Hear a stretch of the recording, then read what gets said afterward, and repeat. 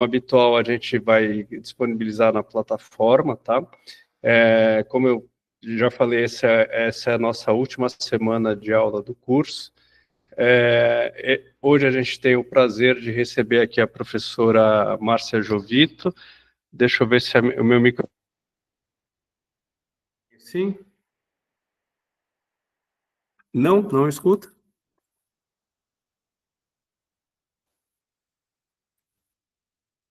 Assim, vocês me escutam?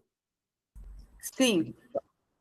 Então, hoje a gente tem o prazer de receber aqui a professora Márcia Jovito. Agradeço ela ter aceito esse convite, né, para tratar desse assunto tão complexo, mas de tanto interesse, né, do meio ambiente, de sustentabilidade. Eu vou passar a palavra para a professora, para ela se apresentar, fazer aqui o compartilhamento da aula. E, professora, então, esteja à vontade, a casa é sua, a sala é sua a partir de agora. Seja bem-vinda e, novamente, agradeço aí muito de coração você ter aceito esse desafio. Você sempre dá um show de apresentação.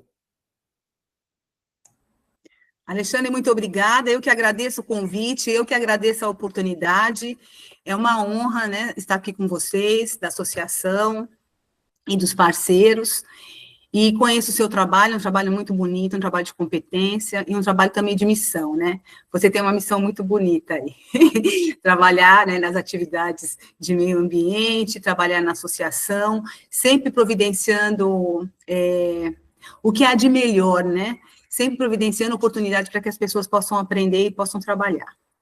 Bom, gente, boa noite. Eu sou Márcia Jovito, sou bióloga, fui para a área de oceanografia, gestão ambiental, costeira e portuária, né? Na chamadinha eu falei, né, que eu tive a oportunidade de navegar por muitos lugares, então isso me favoreceu a aprender muitas coisas e conhecer muitas pessoas, né? Então, tive a oportunidade de trabalhar com pesquisa, com os órgãos controladores, né, do meio ambiente, então o IBAMA São Paulo, a Secretaria Estadual de Meio Ambiente, a Autoridade Portuária, onde eu fui gerente superintendente, trabalhando com saúde, segurança e meio ambiente, e fiquei um pouquinho também na Secretaria Estadual de Meio Ambiente e Defesa Animal do município de São Vicente. Hoje eu estou como consultora autônoma e também estou como associada voluntária de uma organização da sociedade civil, com a cidadania, onde a gente atua com meio ambiente, cultura, direitos humanos e educação.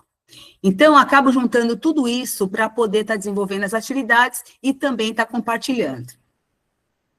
Eu vou compartilhar aqui a minha apresentação.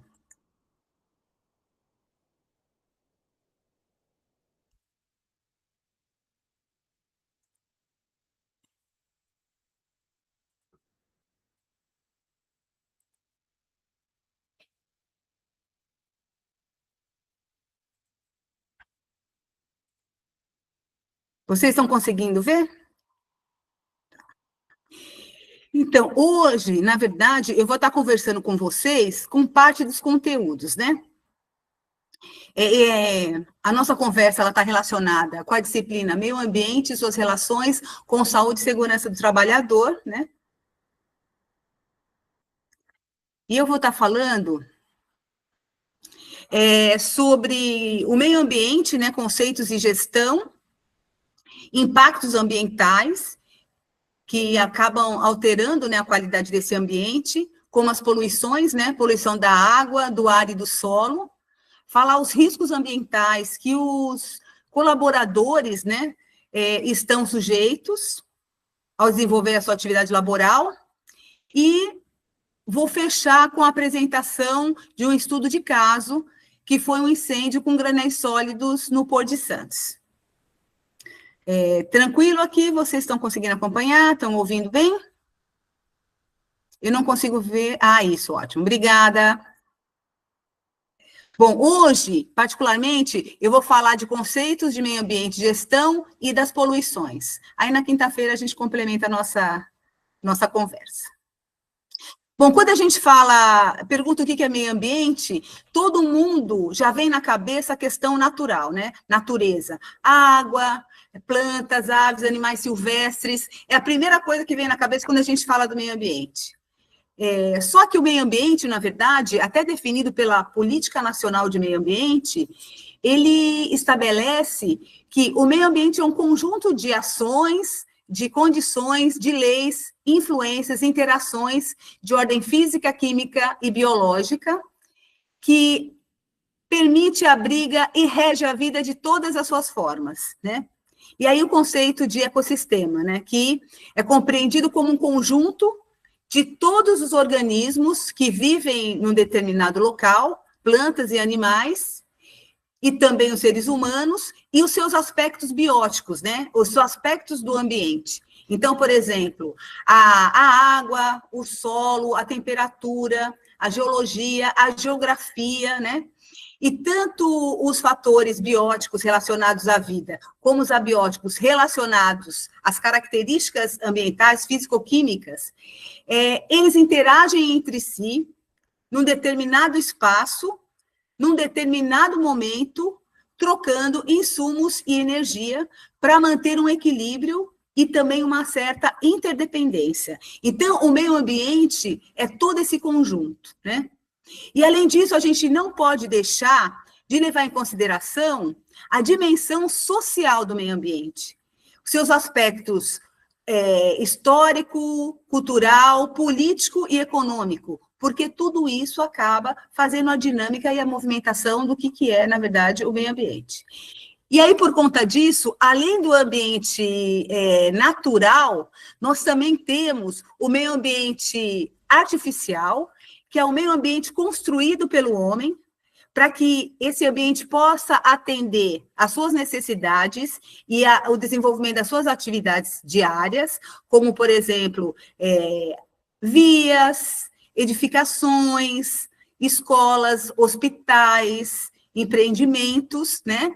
É o meio ambiente artificial, também o meio ambiente cultural, que também é construído pelo homem, mas aí já traz um olhar de intelecto, né? Como um olhar para o patrimônio histórico, artístico, arqueológico, paisagístico e turístico, e o meio ambiente do trabalho, né? O meio ambiente laboral, que é onde as pessoas desenvolvem as suas atividades profissionais e, para tanto, esse ambiente tem que ter condições específicas e adequadas, como iluminação, conforto térmico, circulação de ar, né? Para que as pessoas possam desenvolver as suas atividades. Tudo bem? Quando a gente fala da questão dos recursos naturais, né, que subsidia, né, todos os outros ambientes, a gente não pode falar só de quantidade, mas a gente também tem que falar de qualidade, né? Vocês já tiveram a oportunidade de andar no meio de uma mata, andar numa trilha? Quando a gente anda numa trilha, a primeira coisa que a gente sente já é um conforto térmico, né? Você vai adentrando na mata, o que a gente observa? A gente observa, na parte de baixo, um monte de folha caída ali, né, a serrapilheira, e aí a gente já percebe a presença de uma plantinha, né, uma samambaia, uma pteridófita, que fica bem embaixo, né? E por que ela está ali? Porque ela gosta de sombra e água fresca, né? Então, a gente vai encontrar esse tipo de planta lá. Conforme você vai subindo o seu olhar, nesse extrato vegetal, nesse extrato arbóreo, você vai encontrar os arbustos, que tem mais ou menos 1 metro. Esse aí já gosta de um pouquinho mais de luz, uma temperatura mais alta. Aí você vai subindo, você vai encontrar as árvores de pequeno, médio e grande porte. E em cada um desses estratos, você vai ter características ambientais diferenciadas. Penetração de luz, temperatura, umidade, né? E qual a vantagem disso? A vantagem é a criação de microambientes, de microcosmos, que vai facilitar a chegada de diferentes indivíduos, né? Cada indivíduo vai se adequar ali a um local e vai ter sucesso em ocupar o mesmo espaço, né? sem comprometer a possibilidade de outros, né? Então, quando a gente fala num ambiente assim, um ambiente nativo, né? A gente pode falar que a gente vai encontrar uma diversidade muito grande de exemplares, um fornecimento muito grande de produtos, uma diversidade na função ecológica e climática desenvolvida por aqueles organismos, e também a gente vai encontrar um ambiente muito interessante para a função ecológica e climática. Agora, se eu vou para um ambiente, por exemplo, como um cultivo de cana, um cultivo de soja, a paisagem, ela já é uma paisagem homogênea, né? Além disso, o que eu vou verificar? As características ambientais, elas são muito semelhantes. Então, eu vou ter a presença dos mesmos organismos. Então, esse ambiente vai ser um ambiente que vai ter grandes quantidades até de exemplares, mas tudo da mesma espécie. Os mesmos produtos serão fornecidos e vai ter uma baixa diversidade, né?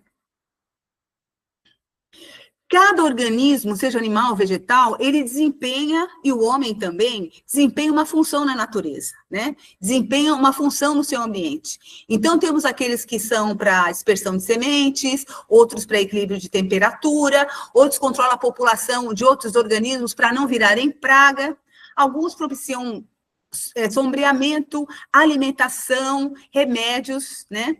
E outros insumos. E aí, a gente fala como é que a biodiversidade ela é importante para manter os ecossistemas da melhor forma possível, né? Por meio de manutenção, recuperação, melhoria das condições ambientais e, consequentemente, viabilizando a qualidade de vida das pessoas e do próprio alimento, né? Dos próprios organismos. Então, a biodiversidade, ela oferece uma série de serviços ecossistêmicos. E que serviços são esses, né?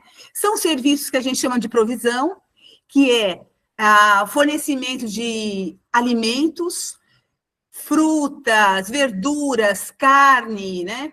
De água potável, de madeiras, né, de recursos genéticos, então, serviços de provisão. Nós temos serviços de regulação, que regula o ambiente, como a regulação do clima, a purificação do ar e da água, controle de erosão e de enchentes, polinização e controle de doenças, serviços culturais. Então, a biodiversidade também oferece benefícios para as pessoas, para que elas tenham sensação de bem-estar, né? Por meio da recreação, turismo, inspiração estética, valores espirituais, conhecimento científico e os serviços de suporte, né? Que são aqueles que garantem o equilíbrio do planeta e a sua manutenção por meio da formação do solo, ciclagem de nutrientes e a produção primária, que seria a fotossíntese, a base alimentar. Então, assim, a gente percebe que a biodiversidade ela é muito importante para garantir a qualidade de vida do planeta. E aí a gente também tem que considerar como é que vai ser a gestão desses recursos. E aí entra quem? Entra a sociodiversidade, né? O que é a sociodiversidade? É um princípio já da antropologia que diz respeito a fatores como distribuição geográfica, línguas faladas, etnias e organização social. Então, como é que as pessoas, né, as comunidades, sejam comunidades tradicionais, indígenas, quilombolas, caiçaras, comunidade que vive em ambiente urbano, em ambiente rural, que eles, por meio dos seus saberes e fazeres, eles vão conseguir utilizar os recursos naturais da melhor forma possível. E aí também vem o conceito de sociobiodiversidade, que envolve os conhecimentos dessas comunidades para utilizar os recursos e garantir que esses recursos tenham sustentabilidade, né? Um exemplo que a gente fala é os cultivos, né, de permacultura, agricultura integrada, onde a gente consegue juntar esses dois conhecimentos. E aí vem uma questão muito interessante, que hoje, a gente já está percebendo mesmo, mudanças do clima, né? Mudança de algumas características ambientais, que são as mudanças climáticas, que acaba sendo uma preocupação mesmo atual, e que se a gente não fizer nada, em curto espaço de tempo, a gente vai perder muito das nossas qualidades em termos de ambiente. E aí, vem aí o olhar que a gente fala das soluções baseadas na natureza, olhando como é que o controle de enchentes, como é que a manutenção de qualidade da água acontece na natureza e como é que a gente pode trazer isso para as cidades, para o campo, né? Soluções para as nossas demandas de infraestrutura e de outros serviços por meio do olhar na natureza, soluções baseadas na natureza. E aí, quem é que vai fazer parte dessa gestão ambiental, né? Porque a gente precisa pensar na utilização dos recursos para as presentes e futuras gerações, né? A gente tem que olhar nos atores. Quem são os atores que podem ajudar nessa questão? A gente tem aí dois grandes grupos, né? O poder público e a sociedade civil. Quando a gente fala no poder público, a gente está falando do pacto federativo, né? Então, governo federal, estadual, municipal, legislativo, executivo e judiciário. Qual é a função desses atores? É garantia de direitos e deveres para todos. E como é que eles fazem isso? Por meio de elaboração de normas, propostas de políticas públicas, propostas de planos e projetos, né? E com a participação da sociedade civil, mas eles que são responsáveis por formalizar isso. O legislativo elabora leis e normas, o executivo cumpre as leis e as normas, e o judiciário vai lá para ver se, estão fazendo direitinho. Enquanto isso, a sociedade civil, ela é representada pelos outros atores que não são do poder público, né? Que são as comunidades tradicionais, entidades de classe, setor produtivo, organizações da sociedade civil, tanto ambiental como também para outros direitos populares, universidades, indústria e comércio, setor imobiliário, associações de diversos setores. Cada território vai ter as suas representações da sociedade civil. E como é que a sociedade civil pode participar da gestão ambiental?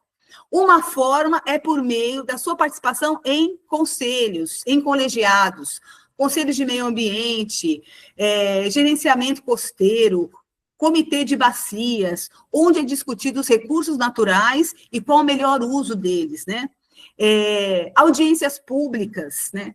Toda vez que o poder público ele vai alterar alguma legislação, ou o plano diretor, a lei de uso e ocupação de solo, que inclusive acho que hoje tem uma audiência, estão discutindo sobre isso, o que a gente percebe? Que a sociedade civil, ela precisa participar dessa discussão para propiciar informações do que ela quer, do que ela precisa, né? Até para facilitar o trabalho do poder público. Então, as audiências públicas, elas são esses espaços de locução. Além disso, quando um empreendimento ele vai ser implantado, também ocorre audiências públicas para apresentação desse empreendimento para a comunidade e para todos, para verificar se esse empreendimento não vai comprometer, não vai impactar essas pessoas, essas comunidades, né? E os outros setores aí da sociedade civil. Aí nós temos as conferências, que são organizadas pelo poder público também, mas às vezes pela sociedade civil, para discutir vários temas, para a construção de propostas de políticas públicas. A gente teve aí no primeiro semestre a Conferência Municipal de Meio Ambiente, a estadual e a nacional. Agora a gente está tendo a Conferência das Cidades, a gente teve a do município, e nesse final de semana a gente vai ter a Conferência das Cidades do Estado, né?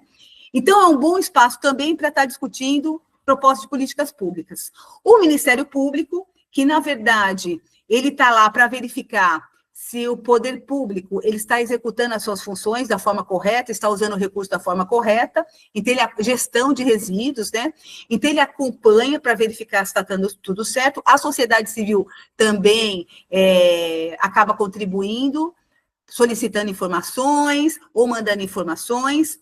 A Defensoria Pública também é um caminho para que a sociedade civil possa pedir esclarecimentos, fazer denúncias, como também a ouvidoria.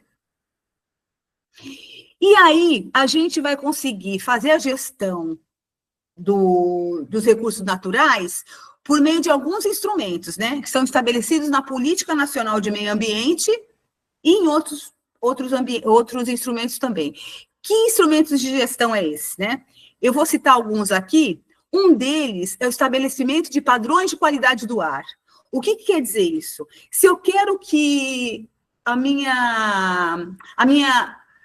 o meu ar ele esteja em boas condições, eu tenho que saber o que significa isso. Qual é a concentração de composição dos gases que tem que estar aqui, né, na minha região, a qualidade da água. Então, o estabelecimento de padrões de qualidade ambiental, para que ele seja mantido, é uma estratégia de gestão ambiental. O zoneamento ambiental também, a gente olhando o meu território, definindo zonas, qual é a melhor zona que tem vocação para residências, para a indústria, a melhor vocação para a proteção da biodiversidade, né? A gente define isso e, consequentemente, só as atividades relacionadas com a vocação da região podem ser implantadas. Uma questão interessante, o licenciamento ambiental. Todas as atividades que utilizam recursos naturais ou acarretam algum impacto nos recursos, elas precisam de licenciamento junto aos órgãos ambientais competentes, né? Então, por exemplo, precisa também das autorizações. E como é que isso é obtido? A partir de um estudo de impactos ambientais, né, para verificação se essa atividade solicitada, ela pode ocorrer naquele local, né? Então, o licenciamento é um instrumento muito importante, não só porque vai ter os estudos de impacto ambiental, mas também a licença, ela vai determinar condicionantes para que essa atividade, esse empreendimento ocorra e ocorra da melhor forma possível. Aí nós temos também instrumentos que é a questão para penalidades disciplinares, né, infrações, quando é ocorrido uma não conformidade que pode acarretar impacto em algum recurso natural, né? Temos a instituição de relatórios de qualidade ambiental do meio ambiente, temos para a água, temos para o ar, temos para áreas contaminadas, né? E esse material é disponibilizado para a sociedade civil e para todos. Temos também o Cadastro Técnico Federal, toda atividade que utiliza recursos naturais, ela tem que ser cadastrada, tem que ter aí o CPF. Temos vários instrumentos, e a educação ambiental e a comunicação social, que é um instrumento extremamente importante para conscientizar a população, para orientá-la e fornecer subsídios para participação, né, na gestão. E temos alguns outros instrumentos, não vou falar tudo hoje, mas alguns instrumentos que ajudam também na sustentabilidade e responsabilidade social, né? Então, a gente tem aí o GRI, né, que é uma organização independente que estabelece normas, né, para a sustentabilidade. Nós temos, no caso dos portos, o Índice de Desempenho Ambiental, IDA, que foi instituído pela ANTAC, Agência Nacional de Transportes Aquaviários, que é a agência reguladora da atividade portuária. É um índice que tem vários parâmetros para ser respondido, tanto para o porto, a autoridade portuária, área do porto organizada, como também para os terminais, né? Temos as auditorias ambientais, que pode ser feito tanto interna ao empreendimento, como também uma auditoria externa para identificação dos aspectos ambientais, os impactos e como corrigi-los. Temos aí, né, agora na moda, o SGA, né, que várias empresas estão aderindo. A gente brinca que é uma moda porque todo mundo está aderindo, mas o conceito dela e a base dela é extremamente interessante e importante para utilizar os recursos da melhor forma possível e também para fazer a gestão adequada, pensando na governança, no ambiente e também na questão econômica, né? Certificações voluntárias, como as ISOs, ISO do meio ambiente 14001, ISO de qualidade 9000, que, embora ela não seja obrigatória, ela acaba trazendo, agrega valor ao empreendimento, agrega valor à atividade, né? E Agenda Ambiental 2030, que foi um compromisso assinado pelo Brasil e mais 174 países em 2015, onde eles estabeleceram 17 objetivos de desenvolvimento sustentável e metas, cerca de 169 metas, para atingir esses objetivos até 2030, né? A gente está com 17 objetivos que foram estabelecidos naquela época, mas o Brasil já trouxe mais um, que é o 18, que é a igualdade racial, e tem outros aí sendo discutidos para poder complementar. Mas o que seriam esses objetivos de desenvolvimento sustentável? Seria a erradicação da pobreza, melhoria da saúde, melhoria da educação, conservação dos ambientes terrestres, dos ambientes aquáticos, medidas de adaptação e controle das mudanças climáticas, cidades sustentáveis, né? Igualdade de gênero, e vários, né? São aí 17, 18. E uma delas que é muito interessante, que é o ODS 6, que fala da água e do saneamento. Então, para vocês terem uma ideia, em 2030, a meta é que o Brasil tenha 100% de cobertura do seu abastecimento público e cerca de 90% de coleta, tratamento e descarte adequado dos efluentes. Tudo bem, gente, por enquanto? Olha lá, podem, qualquer coisa, vão falando aí. Obrigada, obrigada. Bom, quando a gente fala das atividades humanas, né, a gente falou aí do licenciamento, todas as atividades, principalmente as produtivas, elas precisam de matéria, de insumos, precisam de água e precisam de energia. A partir daí, os seus serviços serão realizados, os seus produtos construídos, mas a gente também vai ter o que a gente chama de rejeito, né? Que seria os resíduos sólidos e resíduos líquidos. Então, toda atividade humana, ela acaba sempre acarretando alguma alteração nos ambientes, né? Principalmente quando ela utiliza esses recursos de uma forma muito intensa. E aí nós temos aí a resolução CONAMA 01 de 86, que estabelece que o impacto ambiental, ele é qualquer alteração das propriedades físicas, químicas e biológicas do meio ambiente, causada por qualquer forma de matéria ou energia resultante das atividades humanas que, direta ou indiretamente, afetam a saúde, a segurança e o bem-estar da população, as atividades sociais e econômicas, a biota, as condições estéticas e sanitárias do meio ambiente, qualidade dos recursos ambientais. Vamos pensar aqui num exemplo, né? O que aconteceu lá em Mariana e Brumadinho. A gente teve o rompimento da barreira de rejeitos da atividade de mineração da Vale, né? Todo esse rejeito, que ele estava sendo confinado para futuro tratamento, rico de metais pesados, né, e outros poluentes, no rompimento, ele acabou eliminando substâncias tóxicas para o solo, para a água e para o ar, né? E aí, quando a gente pensa no impacto ambiental, essa atividade, né, por conta de, inclusive, de questões internas e gestão, propiciando aí o rompimento da barragem, ela impactou a saúde das pessoas. O ar ficou contaminado, a água ficou contaminada, né? O reservatório de água para abastecimento público, ele foi contaminado, então eles não tinham mais água. A população não tinha segurança de ficar ali naquele local, né? As atividades sociais e econômicas, elas foram comprometidas, as pessoas que viviam ali do comércio, né, as pessoas que forneciam algum tipo de serviço, tiveram suas casas destruídas, suas avenidas modificadas, né, então comprometeu a obtenção de renda das pessoas, as atividades sociais, as pessoas tinham ali parentes que moravam próximo, amigos, tiveram que sair de lá, né. Comprometeu a biota numa grande mortandade de peixe, o Rio Doce, que acaba passando por vários estados, né?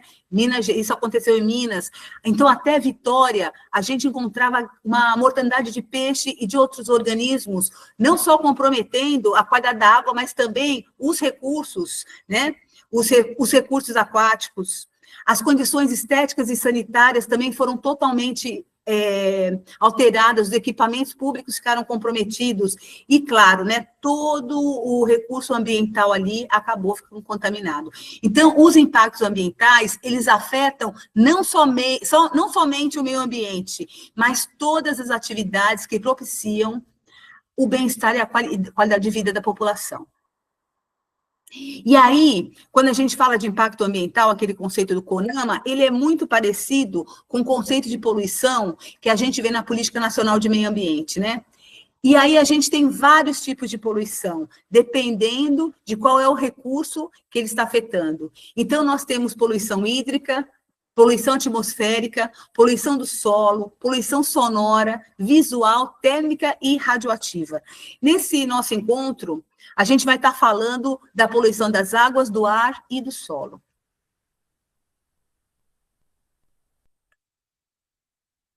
Quando a gente fala do recurso hídrico, é um recurso extremamente essencial, né? A questão é a sua disponibilidade com qualidade para a permissão de uso, né? De 100% de água que a gente tem no planeta, 97,5% é composto de água salgada. Então, para usar, é tratamento caro, dispendioso, a gente vai ter somente 2,5%. Desse valor aí, 2,5%, 70% está nas calotas polares, 30% nas águas subterrâneas e somente 0,9% está em águas superficiais, facilitando a sua captação, né? E aí, a gente tem uma demanda muito grande de usos de água, né? Que vai para aquicultura, extração de petróleo, para pesca, recreação, incorporação imobiliária, refinarias, represas, né? Os múltiplos usos da água, né? E o interessante é que todos esses usos, eles são legítimos, né? São legítimos, são importantes. Então, quando a gente pensa na gestão desse recurso, a gente tem que pensar na viabilidade de todos usarem.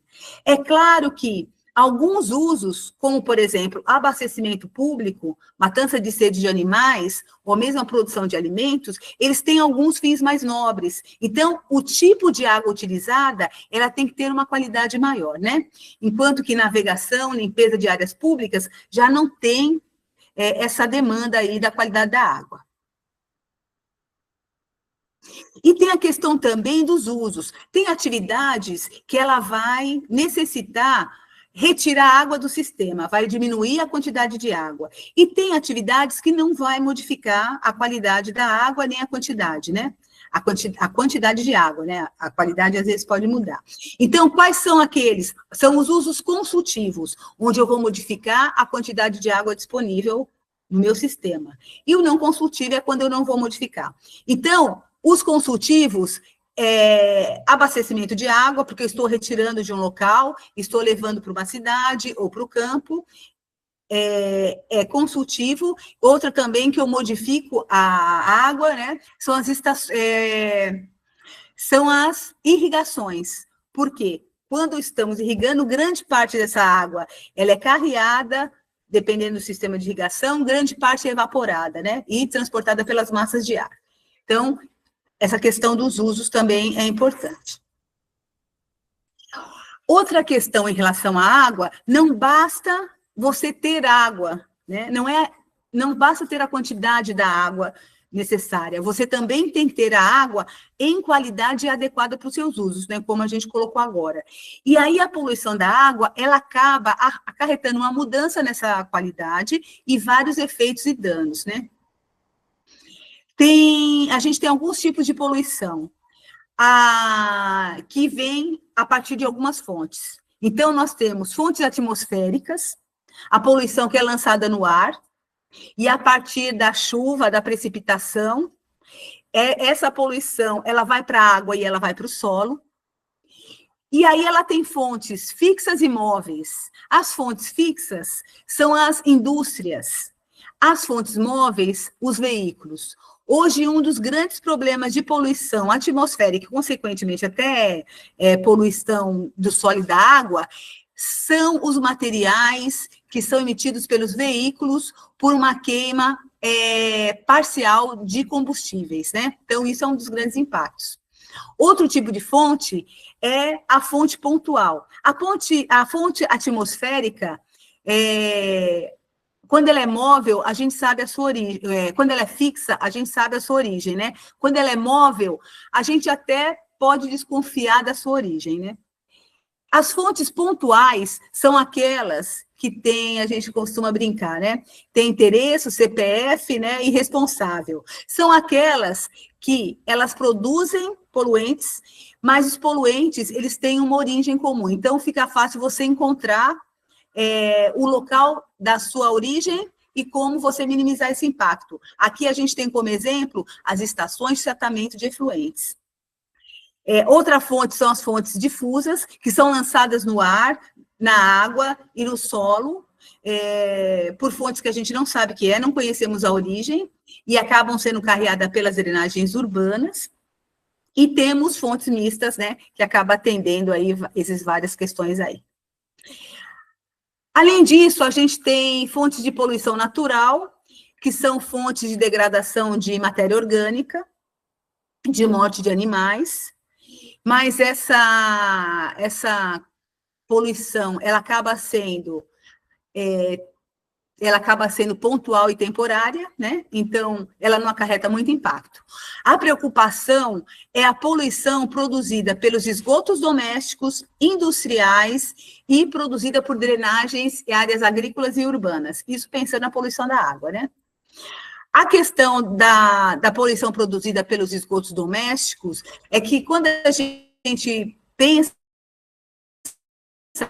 nas estações de tratamento, a gente pensa que ela só recebe resíduo residencial, mas não, ela acaba recebendo resíduo de atividades comerciais, então postos de combustíveis, lavanderias, açougues, padarias, oficinas mecânicas, hospitais, pronto-socorros, ou seja, é uma gama muito grande de poluentes e nem todos uma estação de tratamento de efluentes, ela consegue retirar o poluente para poder ter um efluente com qualidade, né? E aí a gente vai ter matéria orgânica, organismos patogênicos, muita concentração de fósforo e nitrogênio, né? Também os poluentes envolvidos pelas atividades. Os efluentes industriais, o que acontece? A gente tem uma gama muito grande de produtos e substâncias que são utilizadas nas indústrias. Então, a gente, muitas vezes, acaba nem tendo a noção de todos os produtos que estão nesse local. Por isso que sempre precisa de uma estação de tratamento para os compostos industriais, né? E aí, além da matéria orgânica, a gente vai ter aí organismos patogênicos, substâncias teratogênicas, mutagênicas e cancerígenas, né? Substâncias que alteram a qualidade da célula, modificando seu funcionamento, pode propiciar doenças, né? E, inclusive, cânceres, né? E a poluição produzida por drenagens de área agrícola e urbana, né? A questão da área urbana são os descartes de resíduos, descarte de efluentes de forma inadequada, né? Muitas vezes também até algum acidente, algum vazamento, e todo esse material acaba sendo carreado e vai para os corpos hídricos, né? E em relação à questão agrícola, está muito relacionada com as práticas, né? Principalmente durante o plantio, com a aplicação de fertilizantes e defensivos agrícolas. A gente sabe que muito desses defensivos agrícolas, eles têm agrotóxicos, metais pesados e acarretam um impacto significativo, não só no ambiente, como também nas pessoas. E aí, essas poluições acabam trazendo uma grande quantidade de efeito prejudicial, né, danos.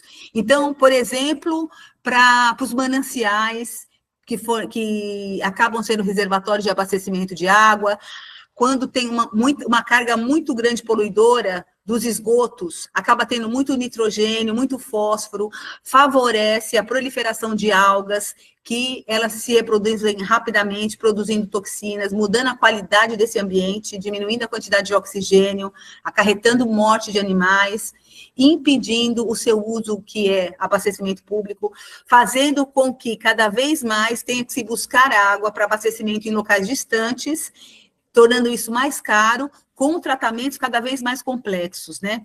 Então, a poluição, essas poluições podem comprometer isso.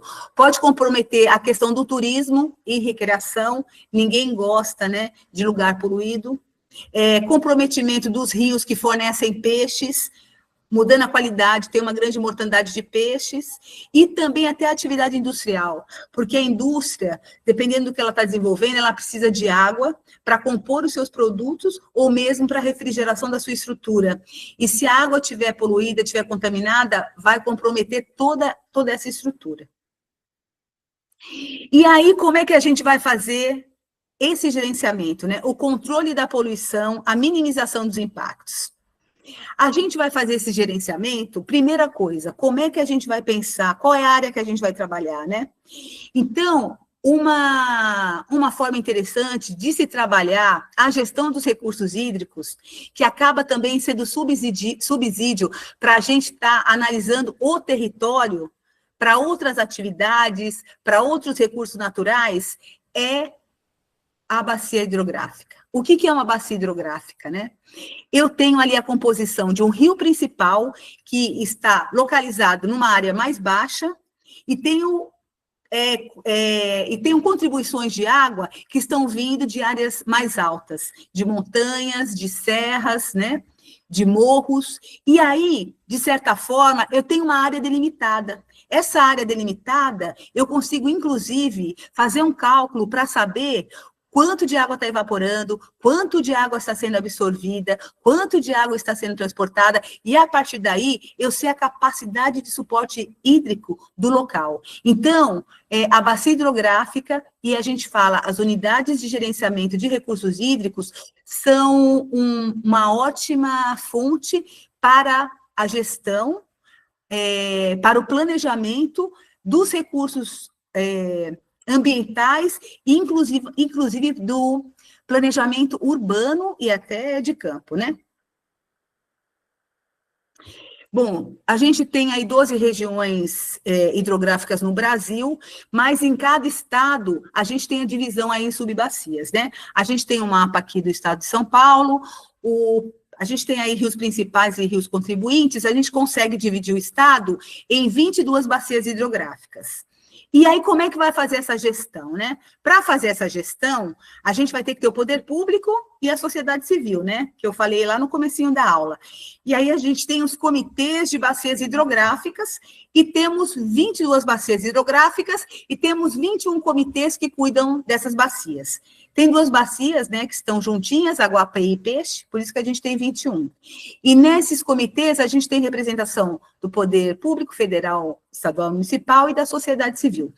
Vai ser discutido quanto de água vai poder sair, quais são os empreendimentos que serão instalados, né? Quem é que vai receber autorização, né, para tudo isso. E aí, a gente tem também a ferramenta extremamente importante, que o instrumento de gestão é a legislação, né? Então, a Lei das Águas, 9.433, de 97, ele estabelece não só os fundamentos da lei, mas também ele estabelece alguns instrumentos. Então, quais seriam esses fundamentos? A água é um bem de domínio público, então todo mundo tem direito à água.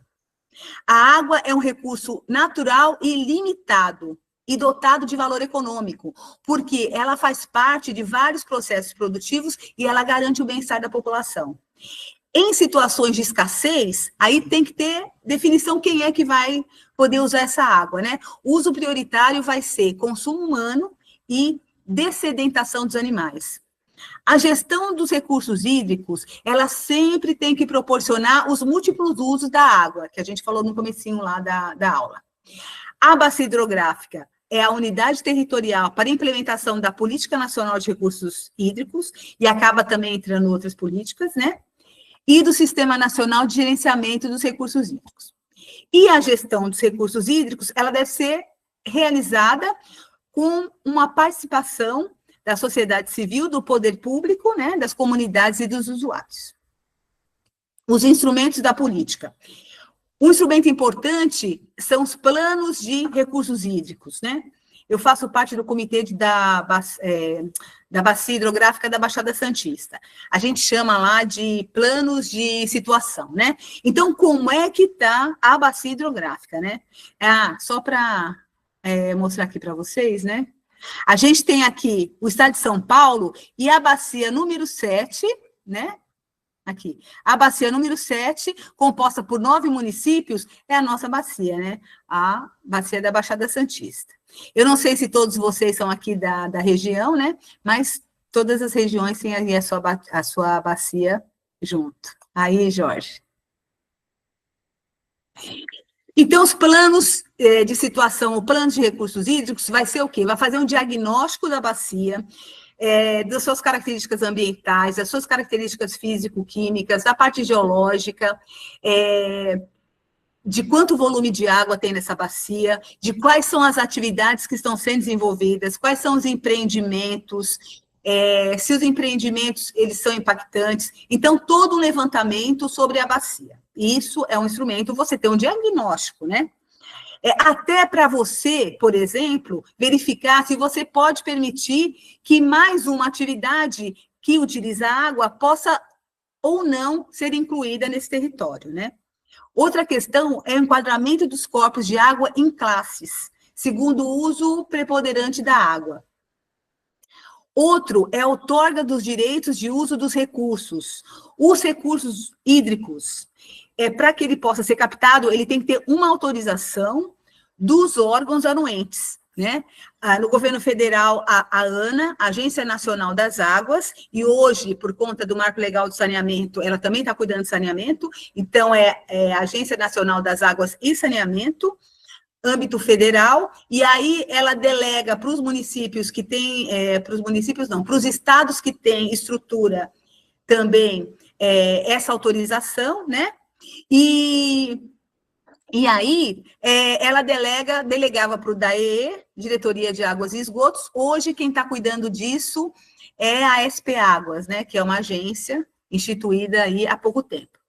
Outra questão, a cobrança pelo uso dos recursos hídricos. Durante muito tempo, as pessoas utilizavam os recursos hídricos para fazer parte da sua cadeia produtiva e não pagavam nada. Então, pegavam a matéria-prima de graça. Hoje em dia, o valor ainda é baixo, mas ainda estão pagando. A gente tem discutido, né, no Comitê de Bacias, formas de aumentar esse valor aí. Por quê? A água faz parte também do processo produtivo, né? Ela tem que entrar na conta. Outra questão, compensação a municípios que têm uma grande área verde e, por exemplo, restrição de desenvolvimento de algumas atividades, eles acabam tendo o seu comprometimento de desenvolvimento, né? Então, eles vão receber uma compensação por manterem essas áreas verdes e garantirem a conservação dos recursos naturais, né? Muito justo. E um sistema de informações sobre os recursos. Aqui, quando a gente fala de classificação, né, de corpos d'água, para vocês terem uma noção, a gente tem aqui na primeira coluna os usos das águas, que vai de abastecimento público, vai irrigação de hortaliças, agricultura, navegação. Então, na primeira coluna, a gente tem os usos. Aí, nas colunas seguintes, a gente vai ter as classes de enquadramento dos corpos d'água, que vai desde especial, que é uma água extremamente pura, com uma qualidade altíssima, até o 4, que já tem uma qualidade bem menor. E aí, dependendo do tipo de atividade, se ela vai ser uma atividade impactante ou não, ela vai poder ser desenvolvida próximo a rios que tenham enquadramento que tem a ver, né, sincronizados, né? Então, por exemplo, no caso aqui da navegação, que pode ser uma atividade impactante, o corpo hídrico, que tem essa função de navegabilidade, ele vai ser classificado como 3 ou como 4. tá? Já um local onde a gente tem áreas protegidas, unidades de conservação, o rio vai ser classificado como especial. E se tem algumas outras atividades, mas que não são muito impactantes, 1 e 2, tá? A resolução CONAMA 357 estabelece bem quais são esse enquadramento aí. Isso é uma ótima forma de fazer a gestão. Por quê? Não será permitida a instalação de uma atividade que vai mudar a qualidade do rio. A proposta é que, a partir do momento em que o rio é enquadrado, cada classe, ela tem na resolução CONAMA quais são os parâmetros que mantenha lá nessa classe. Então, tem que ter todo um esforço do poder público e também da sociedade civil para manter essa qualidade. O rio não pode perder a qualidade, ele pode melhorar, ele pode entrar para uma classe menor, mas ele não pode para uma classe maior aqui. Tranquilo, gente?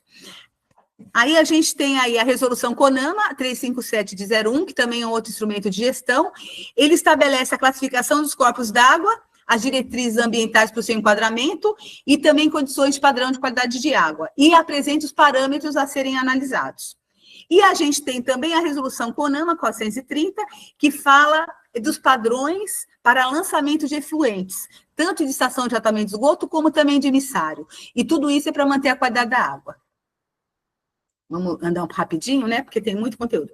E aí, outra forma que a gente tem de fazer a gestão da água é acompanhando esses parâmetros, né? Então, a CETESB, que é a Companhia Ambiental do Estado de São Paulo, que tem essa atribuição no Estado de São Paulo, ela estabelece uma rede enorme de monitoramento, tanto nos corpos de rio, como nas praias, para ver a balneabilidade, e até em pontos de sedimento de praia, para poder verificar se está dentro dos padrões.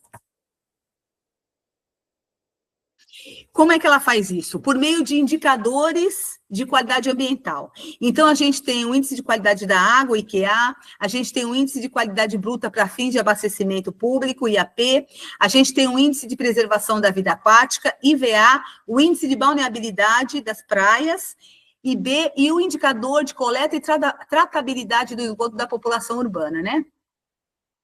Bom, embora o órgão ambiental, a CETESB, ela colete cerca de 43 parâmetros, que aborda parâmetros físicos, químicos, biológicos, ecotoxicológicos, para poder fazer o diagnóstico das bacias e os relatórios de qualidade ambiental, que são anuais. Ela estabeleceu também uma forma de monitorar a qualidade da água utilizando um número de parâmetros menores, né?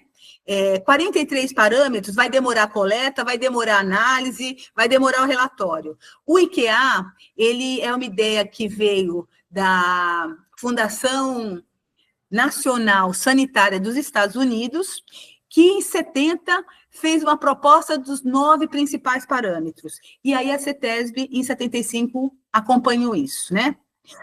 Quais são esses parâmetros, né? Oxigênio dissolvido, coliformes termotolerantes, pH, demanda bioquímica de oxigênio, temperatura da água, nitrogênio total, fósforo total, turbidez e resíduo sólido. Dê um peso de importância para cada um. Então, por exemplo, o oxigênio dissolvido é o que tem um peso maior.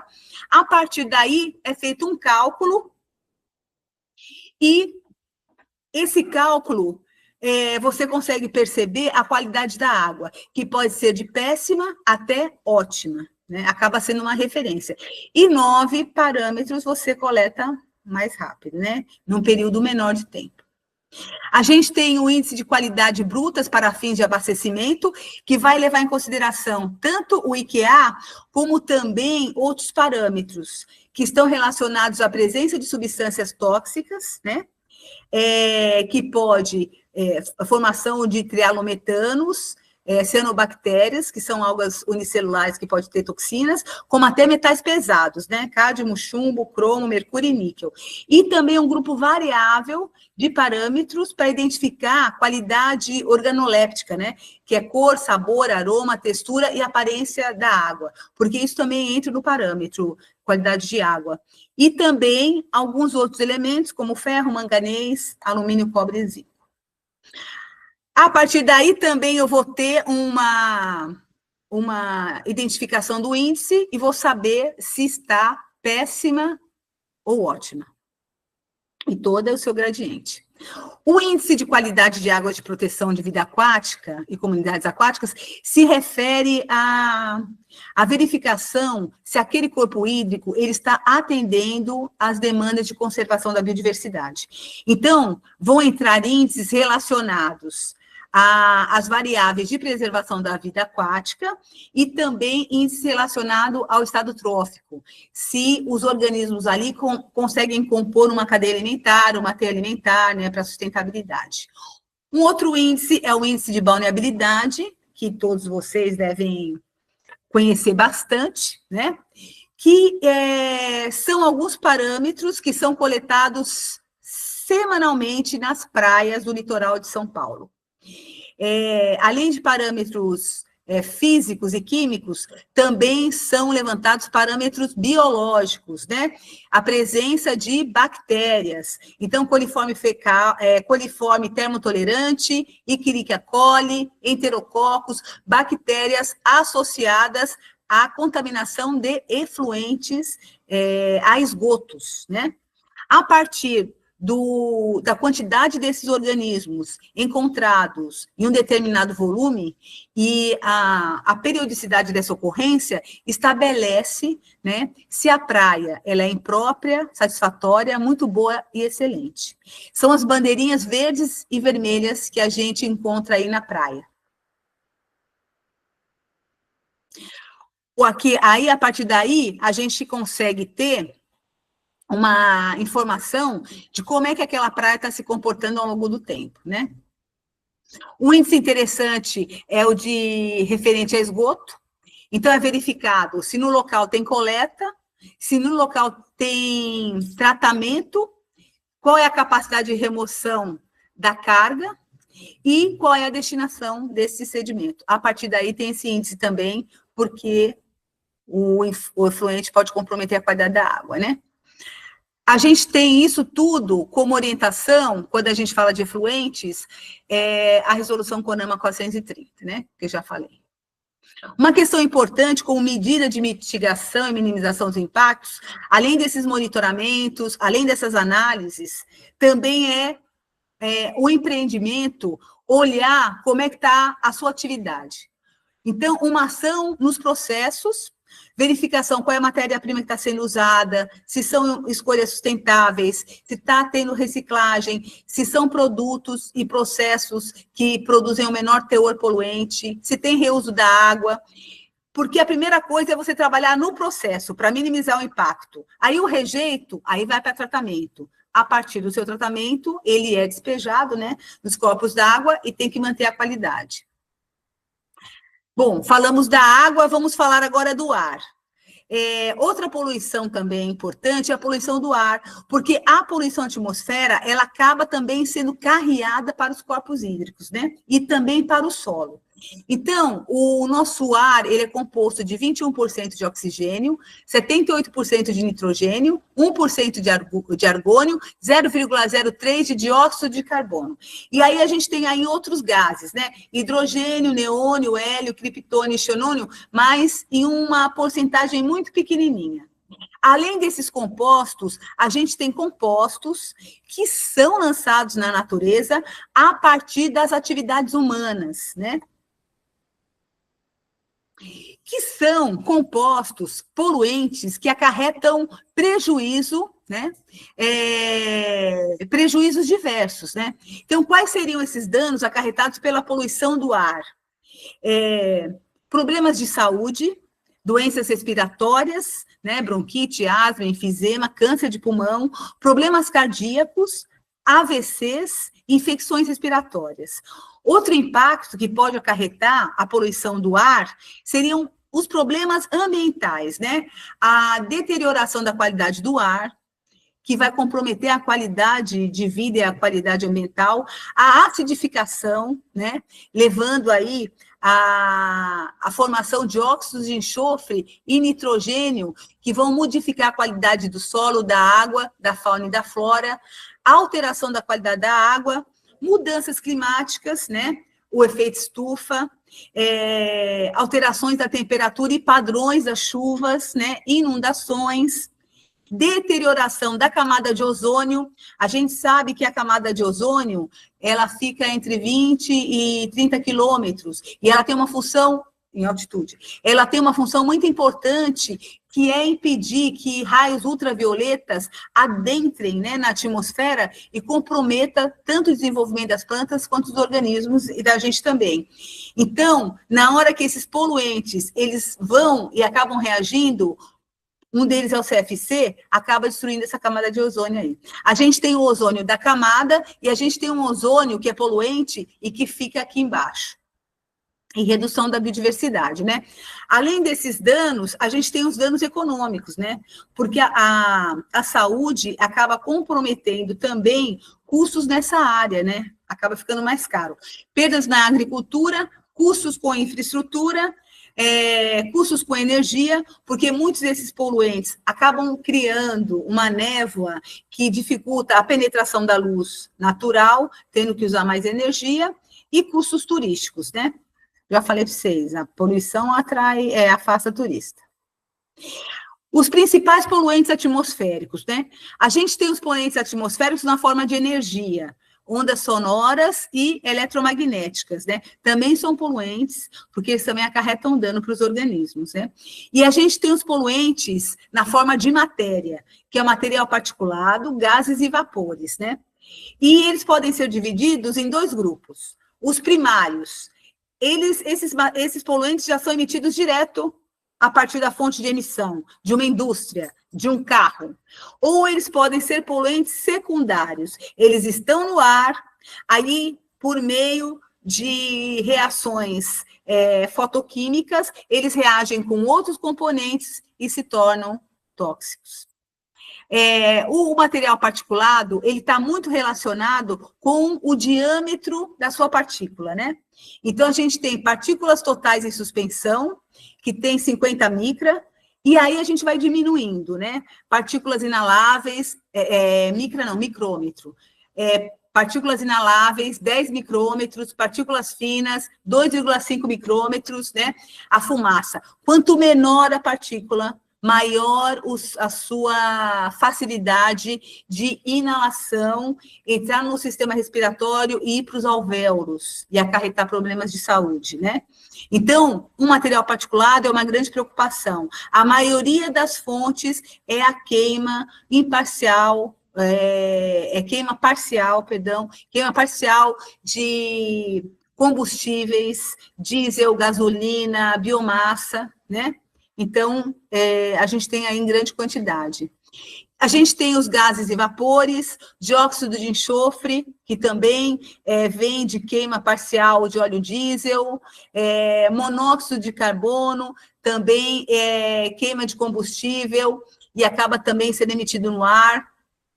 O monóxido de carbono, ele tem uma grande afinidade com a hemoglobina, que é o pigmento que absorve o oxigênio e leva para todo o nosso corpo. Então, na presença de monóxido de carbono, a hemoglobina, ela não quer saber do oxigênio, não. Ela vai lá e pega o monóxido de carbono. E aí acaba fazendo com que a pessoa desmaie e pare de respirar, né?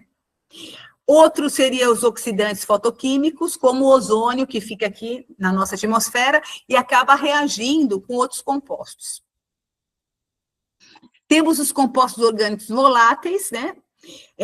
Que também são emitidos por veículos, indústrias e estocagem de combustível, né? Além disso, eles também são encontrados na forma de compostos aromáticos, né? Aqueles que têm um anelzinho. Então, o benzeno, toluene, diobenzeno, xileno, todos esses são prejudiciais à saúde, né? Os óxidos de nitrogênio, que também são formados durante a combustão, né? E eles são eliminados principalmente pelos veículos. Os poluentes atmosféricos, suas fontes fixas e móveis, né? Então, a gente tem, por exemplo, aqui, na nossa direita, a fonte fixa aí, né? Indústria, chaminés, né? E uma questão interessante é onde está a fonte e onde está o receptor. Então, isso tudo tem que ser entendido. As fontes móveis, a gente tem as embarcações, a gente tem os veículos, caminhões, que utilizam combustíveis diferenciados, diesel, álcool, gasolina, né? Então, tudo isso é comprometedor. Só para vocês terem uma noção, em 2019, cerca de 2,36 milhões de veículos circundaram o Complexo Santista. 1,71 milhão carregavam containers, 400 mil levavam granéis vegetais sólidos, como soja, milho e açúcar. Bom, a questão de medidas de controle dos processos relacionados à poluição do ar. Para variar, um olhar importante é sempre, né, das indústrias, dos processos produtivos, né? Como está a minha produção? Eu estou produzindo poluente? Depois disso, eu vou tratar medidas de controle, como colocação, usar matéria-prima adequada que solta pouco poluente, usar filtros, como o filtro manga, e fazer a sua manutenção, né? Então, são medidas de controle no próprio processo, também garantindo o tratamento depois, para minimizar esses impactos. Uma questão interessante é a instalação de empreendimentos que possa fazer emissão no ar, né? Então, para fazer essa autorização ou esse estudo, é importante verificar qual que é a localização, verificar informações sobre a meteorologia, direção de ventos, temperatura, umidade do ar, presença de chuvas, né, a meteorologia da região, ver a topografia do terreno, se vai facilitar ou não a dispersão, a distância da fonte da poluição para os receptores e estudos de impacto ambiental. Porque cada ambiente reage de um jeito, né? Aqui nas planilhinhas, a gente tem qual que é o comportamento das plumas na cidade, qual é o comportamento no campo. E na tabelinha de cima, quais são as características do tipo de pluma. Isso tem relação com direção de ventos, umidade. Tudo isso tem que ser feito um estudo. Outro instrumento que a gente tem em relação à questão da minimização e controle da poluição do ar, são as normas e programas. Então, as resoluções CONAMAS, desde 90, elas já estabelecem quais são os padrões de qualidade no ar, quais são os limites máximos que tem que estar disponível aí, né, no ar, esses componentes aí. A resolução número 5, de 89, já estabeleceu padrões para emissão de ruídos em áreas habitadas, né? Tá muito barulho aí, gente, que os cachorros começaram a latir aqui. Aí eu coloco Lady Murphy, né? Essa hora, cachorro latindo. Eu coloco aqui o fone. Tá bom, então, Jorge? Ótimo. O Jorge é o meu assessor para assuntos diversos. Obrigada, Jorge. A resolução CONAMA número 5, ela define padrões para emissão de ruídos em áreas habitadas, né? Porque o ruído também é um tipo de impacto do ar, né? A resolução 436 estabelece critérios para o licenciamento ambiental de empreendimentos que possam causar poluição atmosférica. A 491 padrões para emissão de poluentes de fontes fixas, indústrias e usinas termoelétricas. A 491, padrões de emissão por fontes móveis, né, automotores e embarcações. E a 506 é muito interessante, ela foi lançada agora em 2024. A 03 de 90, ela tinha aí os padrões de qualidade. Vou colocar. Coloquei o fone aqui. Vocês estão me ouvindo direitinho? Cadê o meu assessor? Ah, o Roberto também. Obrigada. Aí, ó, vários assessores, gratidão. Bom, a resolução 03 de 90, ela estabelecia quais eram os padrões que tinham que ter no ar. A 506, ela já estabelece um plano para que essas emissões diminuam com o tempo, né? Então, é bem bacana isso.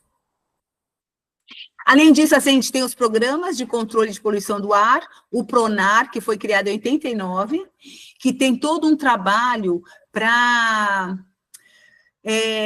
viabilizar que o país se desenvolvesse, né, de uma forma sustentável, né? Então, estabeleceu limites nacionais por tipos de fonte, estabeleceu também instrumentos de gestão.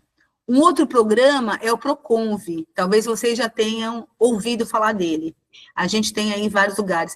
Inclusive, ele estabelece medidas de emissão de poluentes, né, para veículos automotores, principalmente em centros urbanos. Estabelece que tem que ter desenvolvimento tecnológico, tanto na engenharia automobilística, como também em métodos e equipamentos para as medições das emissões. Cria programa de inspeção, né, para verificar como é que está o seu automóvel, promove conscientização sobre a poluição e estabelece condições para que todos esses resultados sejam atendidos. Que a gente estava falando aqui, a resolução CONAMA de 3 de 90, a gente tem aí, para partículas totais em suspensão, inaláveis, fumaça, dióxido de enxofre, a gente tem o padrão primário, o secundário e o tempo que a pessoa pode ficar exposta nessas condições. O padrão primário, ele se relaciona à saúde pública. O padrão secundário, a condições para meio ambiente e seres humanos e a fauna, né? Então, só para a gente ter uma referência aqui, as partículas totais em suspensão, para a saúde pública do local ali, tem que ter no máximo 240 microgramas por metro cúbico, durante 24 horas. Passou isso, já é sistema de alerta. O padrão secundário, se tiver no local fauna, flora, pessoas, aí o valor é 150. Mas também tem acompanhamento durante o ano, e aí a média tem que ficar menor, né? Então, isso tem para todos esses parâmetros. Isso, até hoje, ele está válido. O que agora a 506 trouxe? Ela trouxe um planejamento para que esses valores, eles sejam, ao longo do tempo, menores, né? Então, tem aí o plano, que é a etapa 1, etapa 2, 3, 4, e assim vai.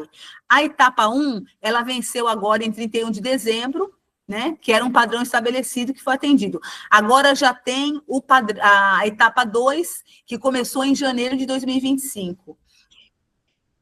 A proposta da etapa 3 vai entrar em vigor em 2033, cerca de 10 em 10 anos, a 4 em 2044. A proposta é que daqui a muitos anos, tenha um valor muito pequeno desses poluentes no ar, né? Por medidas tecnológicas, né? Uso sustentável até de forma de locomoção. E aí a gente tem aí também as medidas de prevenção da poluição do ar pela CETESB, né? Que seria redes de monitoramento fixas, tem uma central telemétrica, tem rede manual desses parâmetros, tem equipamentos que são colocados em vários pontos, principalmente quando tem algum dado que mostra que pode ter uma situação crítica, né? E vários índices de controle de ar, como da água, né? E a gente também tem aplicativos produzidos pela CETESB que a gente pode acessar no nosso celular, né? Qualidade da água, qualidade do ar. Ok? Tranquilo? Vamos para a última poluição aí, que aqui já é mais rapidinho, que é a poluição do solo. Bom, a poluição do ar, ela acarreta tanto poluição da água, como ela também acarreta poluição do solo. E o que é o solo? O solo é um meio complexo, formado pela alteração de rochas, de sedimentos, né, por processos de intemperismo. A rocha também, ela vai se degradando e formando outros materiais, né? O solo, ele é composto por minerais, matéria orgânica, ar e água. E dependendo do local e dependendo do tipo de solo, a sua composição, ela pode variar, né? De forma geral, ele é formado por cascalho, areia, silt, argila e colóide.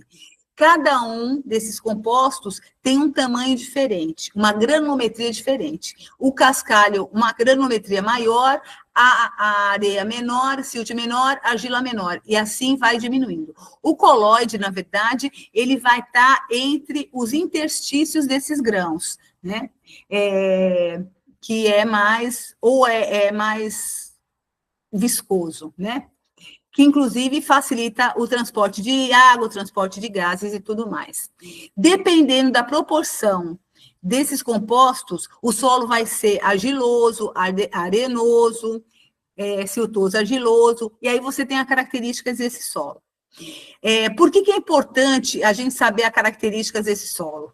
Porque o solo ele tem várias funções, né? Então, uma função importante é o ciclo da água dos nutrientes, proteção da água subterrânea, suporte de habitat, né? Manutenção de patrimônio histórico, natural e cultural, conservação de reservas minerais, produção de alimentos, elemento de fixação e nutrição da vida vegetal, fundação para edificações, aterros, estradas, sistemas de disposição de resíduos, que, aliás, é de extrema importância a gente saber qual que é a composição desse solo, para que possa escolher os locais mais adequados para a instalação de edificações, né? E até empreendimentos que não possam ter tremor, que tenham que ter segurança. A função do solo também é um elemento a ser extraído para ser utilizado na construção de forma geral, né, e manutenção de objetos. Também serve para armazenamento de combustíveis fósseis, né? A gente tem aí várias reservas que estão armazenadas. E também armazenamento para águas subterrâneas e armazenamento para mananciais. E aí, quais são as fontes de poluição do solo? Além das fontes atmosféricas, uma das fontes principais é o descarte inadequado de resíduos sólidos e resíduos líquidos, os efluentes, que acabam comprometendo de forma efetiva a qualidade do ar. A qualidade do ar e, consequentemente, a qualidade dos solos. O solo ele tem uma propriedade bem interessante, que ele também pode contribuir para a filtragem da água. Então, quando a água ela acaba sendo penetrada, conforme ela vai passando pelas camadas, ela pode ir tendo seus poluentes anexados nos poros, né, dissolvidos, e aí vai para a parte subterrânea uma água de qualidade, né? Então, o solo tem isso. Então, quando ele quando tem uma disposição inadequada de resíduos, essa água subterrânea ela também pode ser contaminada, né? Outra poluição, as poluições de resíduos diversos, né? Domésticos, hospitalares, industriais, poços e locais de armazenamento de combustível, também é uma poluição. A gente sabe que um dos estudos da CETESB são quais são os poços de combustíveis que estão contaminados, né? E por quê? Porque isso vai comprometer tanto a qualidade do solo, porque esse poluente, ele pode ir se movimentando por meio de manchas e pode ocupar uma grande abrangência. Poluição decorrente da urbanização e ocupação do solo, né? Decorrente de atividades agropastoris, decorrente de atividades extrativistas e de acidentes de carga, né? Então, acidentes de trem, acidentes de caminhão, que acaba derramando todo esse produto, que muitas vezes é um produto com metais pesados, e acaba entrando no solo e comprometendo a sua qualidade. As condições de medida de prevenção dessa poluição, né? Então, tem que conhecer qual é a atividade humana que vai ser desenvolvida e verificar se pode acontecer naquele local por meio de medidas minimizatórias de riscos, né? Como é que a gente pode também fazer o controle da poluição? Então, por meio de alguns aspectos corretivos, pelo uso de técnicas de engenharia, sistema de prevenção da contaminação das águas subterrâneas, sistema de prevenção de erosão, como alteração de declividade, operação em curva de nível, execução de canaletas, manutenção da cobertura vegetal, que é uma forma maravilhosa, e sempre medidas de levantamento sobre os processos das atividades que vão ser desenvolvidas naquele solo. Os instrumentos de avaliação para poder verificar quais são as atividades que podem acontecer naquele ambiente e minimizar o impacto do solo. Então, sempre incluir, né, a verificação, qual é o uso do solo da região, quais foram as atividades que foram desenvolvidas aqui, que tipo de contaminação pode ter, a topografia, o tipo de solo, a vegetação presente, se tem possibilidade de ocorrência de inundação. A inundação também traz poluentes, né? As características do subsolo e se esse solo tem próximo cursos d'água. Porque, inclusive, ele pode estar contaminando esses cursos d'água, nascentes, rios. Medidas de monitoramento, caracterização do solo, uma caracterização física, química e biológica, vendo a granulometria, a sua composição, vendo quais são os produtos químicos e fazendo testes de toxicidade para ver se o solo ele tem condições de manter a vida, né? E levantamentos na área superficial, inspeção visual, aerofotointerpretação ou instrumentos topográficos. As áreas contaminadas é um grande problema, né, para o nosso estado, e aí a CETESB tem um plano que envolve identificação, investigação, diagnóstico e intervenção. Gente, até agora, tudo bem? Vocês estão aí ainda?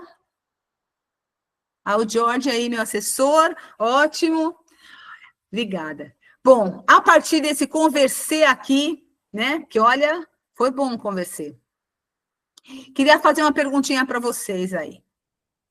A partir do que a gente conversou hoje, rapidinho, né, eu queria que vocês me ajudassem a pensar. Nós temos aqui uma representação de uma bacia hidrográfica. Um rio principal e contribuição de outros rios aí. É uma cidadezinha. E aí nós temos que instalar uma estação de tratamento de água e uma estação de tratamento de esgoto, né? No caso da água, nós precisamos definir qual vai ser o ponto de captação da água para tratamento e distribuição para abastecimento público. No caso da ET, a gente tem que pensar qual é o melhor ponto para descarte dos efluentes depois que eles foram tratados. Então, aqui o esquema. A gente tem aqui as montanhas, que são os divisores de água, né, que são presentes aqui na bacia, o rio principal, e aqui a montante, que é a parte de cima, a gente tem o ponto A. Temos um riozinho aqui, que é uma contribuição, que é o ponto B, seguindo o rio, no meio da cidade, o ponto C, e terminando aqui na jusante, que é o ponto D. Vamos lá. Quem é que vai falar aí para mim? Quero ouvir a voz de vocês. Abram os microfones. Vamos lá, Jorge. Outros aí que falaram, que levantaram, que me ajudaram. Pode falar no chat também, se não conseguir falar. Já que o pessoal está calado, professora, esse perdido na noite aqui vai responder aquilo que a senhora não quer escutar. Ai, meu Deus, não, pode falar. Eu estou pronta para escutar qualquer coisa. Não, por que eu digo não pode escutar? Porque aqui, como dizia aquele alemão que foi abduzido, o tal de Albert Einstein, vai depender, é tudo relativo. Por quê? Há algumas décadas atrás, eu era fiscal de uma obra e uma execução de rede de esgoto que tinha, no máximo, 100 metros. A extensão da obra era de 100 metros. E jogava num rio. E aí o moleque aqui, na época, né, fez a seguinte pergunta. Por que nós estamos jogando esgoto no rio? Sem tratamento? Direto no rio. Era um trechinho de 100 metros. A resposta que eu recebi foi a seguinte: não, olha, nós não estamos jogando no rio, porque repara que a rua que você está falando, quando chove, vai cair naquele rio. O esgoto que o pessoal está jogando aí na calçada vai cair no rio. Então, nós não estamos jogando no rio. Ela vai naturalmente para o rio. Porém, hoje, a meninada que está jogando bola ali está pisando no esgoto. A partir do momento que você fizer a rede e jogar ali no rio, eles não vão mais jogar bola pisando no esgoto, eles vão estar pisando num campo limpo. E eu posso informar para a senhora que, algumas décadas depois, eu estive na estação de tratamento que levava que aquele esgoto daquela redinha que eu fiz lá atrás estava sendo tratada, vamos dizer assim, 2 cidades. Eu vou lhe dar os endereços. Uma era Santo André, quase divisa com Mauá, e a estação de tratamento estava lá em Pinheiros, em São Paulo. A e aquele tubulação. estava saindo de Santo André, estava chegando lá. Então, aqui eu não vou responder porque eu sei a resposta. Eu trabalhei com Pode água, responder. né? Eu trabalhei com água e esgoto, então a resposta está aí. Mas é tudo relativo. É. Porque hoje pode ser que essa cidade não tenha o recurso suficiente para ir fazer lá onde ela tem que fazer um pouco mais para cá, porque é o que ela tem de recurso. Então, não vai ser 100%, mas vai melhorar muito do que ela tinha. Isso. Tá? O pessoal sabe que eu gosto de confusão, eles já estão me aturando aqui, vai fazer 2 meses. Eu tive muitos, entre aspas, problemas com o meio ambiente. Por exemplo, eu vou lhe fazer uma pergunta que eu tive que procurar um amigo meu da CETESB para me explicar.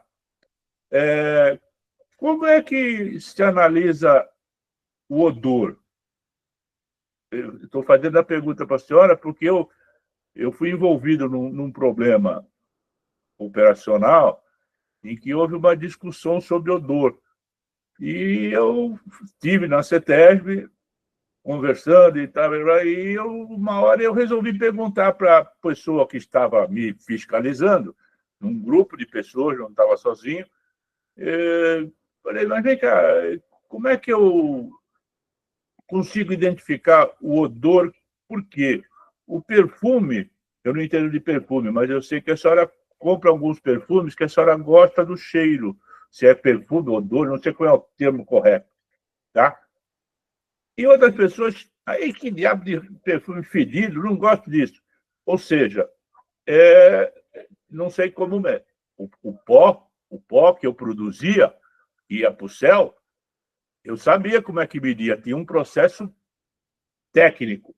Eu acompanhava e entendia o bagulho. Não sou do ramo, mas eu era o fiscalizado, então eu sabia o que estava acontecendo. No caso do odor, eu não sabia como, nunca tinham me mostrado, porque era uma coisa nova que nós estávamos implantando. E aí eu resolvi perguntar para a pessoa que estava fiscalizando, como é que mede odor? Não houve resposta. Aí eu pensei comigo, muito malandro, opa, peguei, vou arrumar uma confusão aqui. E daí a pouco perguntei de novo, como é que mede odor? Como é que mede odor?